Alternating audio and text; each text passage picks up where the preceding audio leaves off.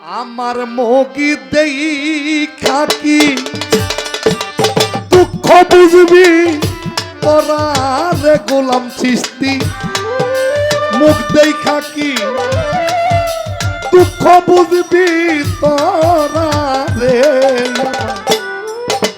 তোরাই অঙ্গ ব্যথা দিয়াই গড়া আমার এই পুরা দেহ ব্যথা দিয়াই গড়া আমার মগি দেই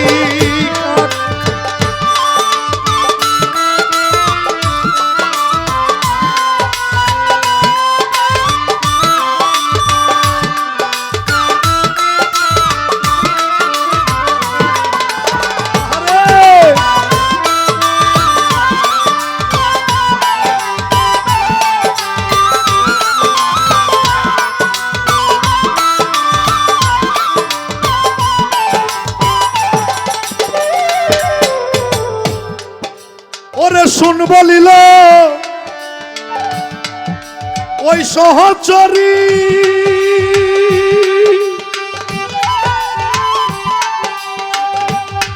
আমি কোথায় বাজাই কি যে করি গো আরে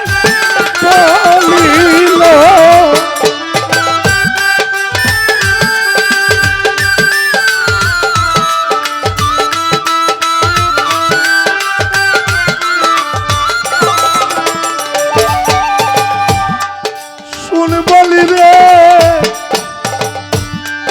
আমার সহচরী ওরে বাবা আমি কোথায় বাজাই কি যে করি গো আমার এতই দুঃখ কোন বিধাতার দেওয়া রেখা যা বাবা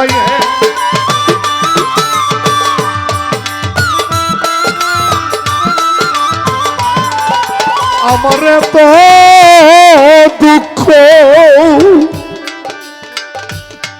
আমার এতই দুঃখ কোন বিধাতার দেওয়ারে সই পরায়ঙ্গ আমার খাবার প্রেমে পোরা গোলাম আলী সারে পুরা দেহ আমার ব্যথা দিয়াই ঘোরা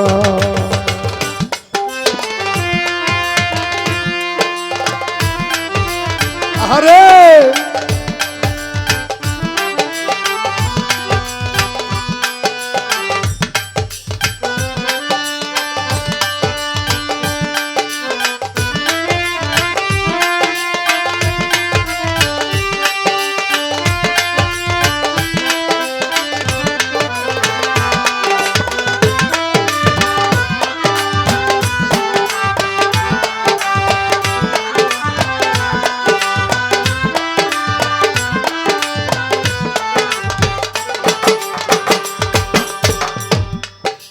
আমি ব্যথা দিয়া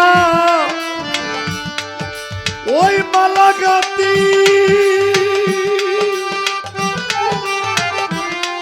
আমার মনে পড়লে বন্ধুর স্মৃতি গো আমি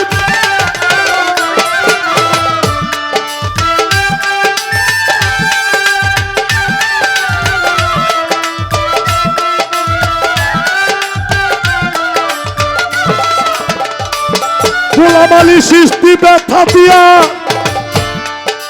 আমি মালাগাতি ওরে খাজা মনে পড়লে বন্ধুর স্মৃতি আমি বুঝিলাম খাজা বাবা দয়া মায়া তারা রে বাবা বুঝি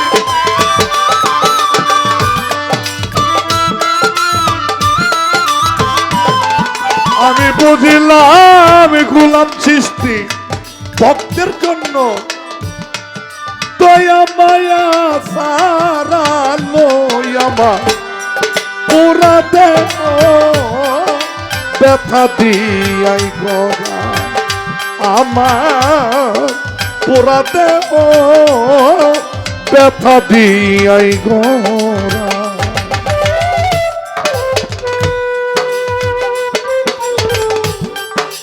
আরে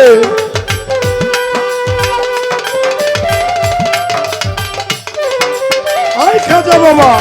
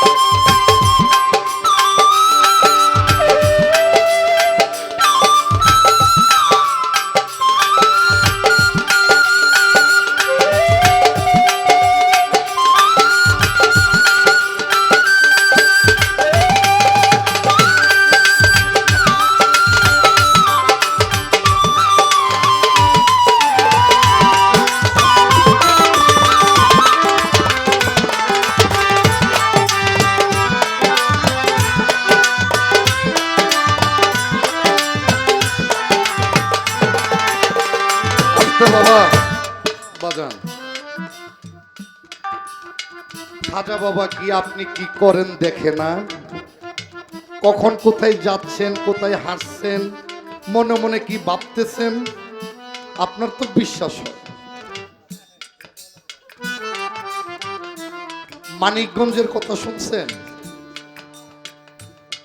জিটকা শরীফ, লোকমান হেকিম নামে একজন পীর সাহেব ছিল। এই মানিকগঞ্জের মানুষ ভালোবাসা তার নাম রেখে দিছে আল্লাহ বাবা। তার নাম আল্লাহ বাবা।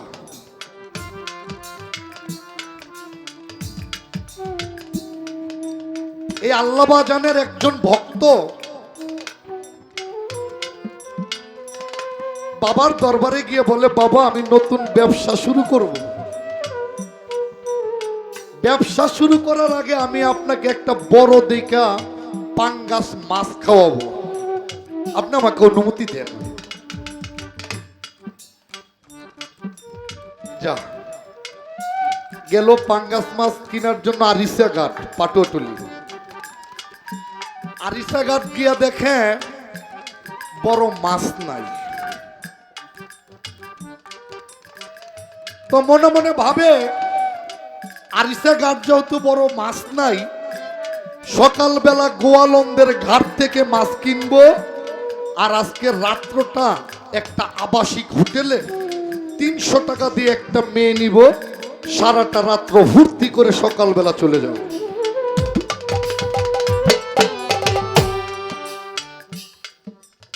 টাকা দিয়ে একটা পতিতা নিলেন। রাত্রে যখন একটা রুম দিয়া ঢুকবে, পতিতা নেই, এক পুলিশ রাইফেল নিয়ে দাঁড়ানো দরজা। সুরের মন পুলিশ পুলিশ, এই দরজা দিয়ে ঢুকবো না, আরেকটা দরজা দিয়ে যাব।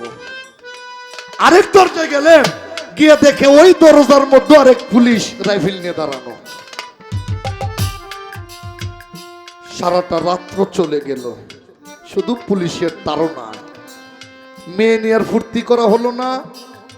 সকাল হয়ে গেল, মনে মনে ভাবে, যা রাত্রে ঘুমাইতেও পারলাম না, আর ফুর্তিও করতে পারলাম না। গোয়ালন্দের ঘাট থেকে তৎকালীন 2500 টাকা দিয়ে একটা পাঙ্গাস মাছ কিনা বাবার দরবারে গেছে। গিয়া দেখে আল্লাহ বাবা ঘুমাই লইছে। এই মাছটা নেওয়ার পরে তরিকার ভাইয়েরা মাছটা কাটার জন্য পাগল। কিন্তু একটা কথা মনে রাখবেন, আমি 100 টাকা আপনার সন্তানকে দিলাম, ছোট একটা সন্তানকে, এই টাকাটা যদি আপনি না দেখেন, এই টাকাটা দেওয়ার মধ্যে আমার কোনো আনন্দ থাকে না। তার বাবা মা দেখতে হবে। বক্তে বলে, এত কষ্ট করে মাছটা আনলাম, আমার গুরু দেখবে না, রাখ পরে কাট, আমার বাবারে দেখাই নেই। বাবার পায়ের কাছে গিয়ে বলে, বাবা, ও বাবা, বাবা একটা মাছ আনছিলাম, যদি আপনি অনুমতি দিতেন মাছটা কাটতাম। আল্লাহ বাবার নড়ে না, ঘুম থেকে জাগে না। বাবা বাবা আপনি কি রাত্রে ঘুমান নাই? অনুমতি দিলে আমি মাছটা কাটতাম। আল্লাহ বাবা চক্ষু দুইটা মেলে বলে, বাবা রে, সারাটা রাত্র যে ব্যক্তি পুলিশের ডিউটি করে এই ব্যক্তি ঘুমায় কি করে? ভক্ত বলে, বাবা আপনি কি কখনো পুলিশের চাকরি করছেন? আল্লাহ বাবা বলে, না রে, আমি কখনো পুলিশের চাকরি করি নাই, তবে ভক্তকে উদ্ধার করার জন্য আমার আজকে রাত্রে পুলিশের ডিউটি করতে। বাবা আমিও তো সারাটা রাত্র পুলিশের তাড়নায় ছিলাম, পুলিশটা কি আপনি ছিলেন? আল্লাহ বাবা বলে, বাবা রে, গুরুর কাছ থেকে হুকুম নিয়ে যেই ব্যক্তি ব্যবসার কাজে যাবে, ওই ব্যক্তি ওই ভক্তের রাস্তার মধ্যে গিয়ে যদি কলঙ্কিত হয়, আমি আমার দীনবন্ধুর কাছে জবাব দিব কি? তাই আমার সারাটা রাত্র ভক্তকে বাঁচানোর জন্য পুলিশ ডিউটি করতে।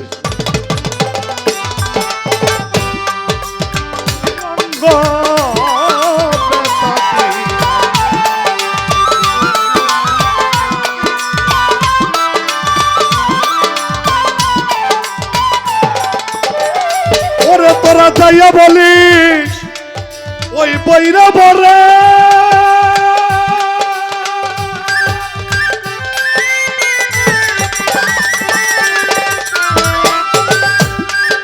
যেই ব্যথা দি সালামার রে, ওরে তোরা যাই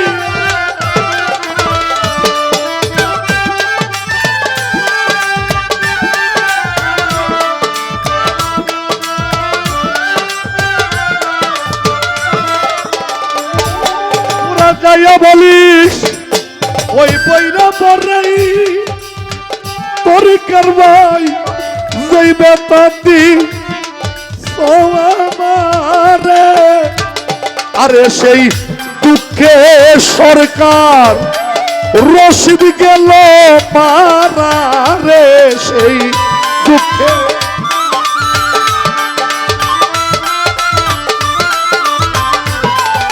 ও সেই দুঃখে সরকার রশিদ গেল মারা রে, আমার পুরাই অঙ্গ ব্যথা দিয়াই গোরা, ও আমার পুরা দেহ ব্যথা দিয়াই গোরা, আমার মৌগিতেই খাকে দুঃখ বুঝবি তোরা রে, আমার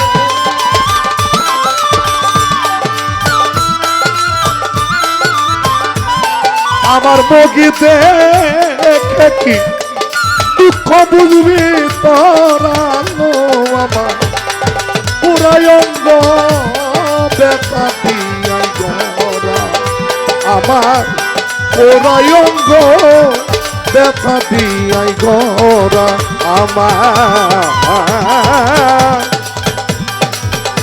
পুরাই অঙ্গ ব্যথা দিয়াই গোরা।